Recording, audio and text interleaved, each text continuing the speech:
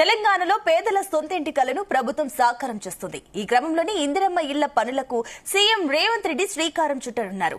మొదటి దశ కింద చేపట్టే పనులను సీఎం నారాయణపేట జిల్లా అకప్పల్లిలో ప్రారంభిస్తారు. అక్కడ ఆయన శంకుస్థాపన చేసిన అనంతరం ఉమ్మడి మహబూబ్ నగర్, రంగారెడ్డి జిల్లాలోని ఎంపిక చేసిన గ్రామాల్లో పనులను అధికారులు ప్రారంభిస్తారు.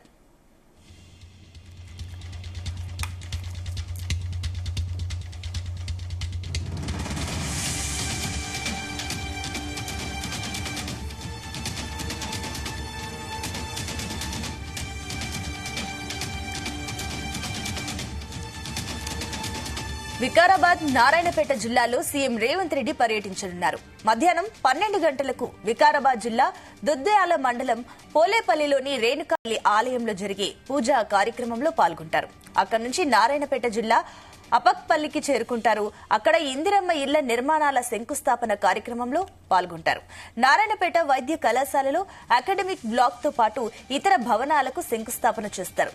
మధ్యాహ్నం నారాయణపేటలో జరిగే బహిరంగ సభలో పాల్గొని ప్రసంగిస్తారు.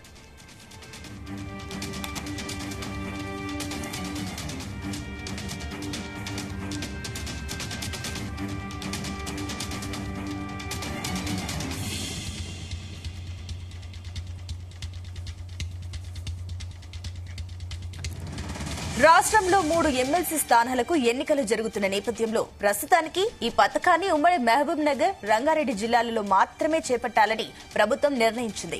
గ్రేటర్ హైదరాబాద్ మినహా మిగతా 7 పాత జిల్లాల పరిధిలో ఎన్నికల కోడ్ ముగిసిన తర్వాత పథకాన్ని ప్రారంభిస్తారు.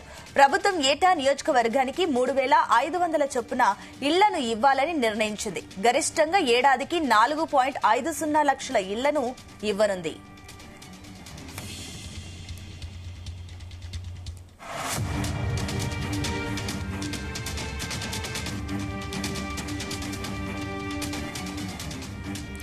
జనవరి 26న ప్రభుత్వం రాష్ట్రంలో 4 పథకాలకు దరఖాస్తులు తీసుకుంది. ఇందులో ఇందిరమ్మ ఇళ్ల పథకం కూడా ఉంది. దీనికి మొత్తం 80 లక్షల దాకా దరఖాస్తులు వచ్చాయి.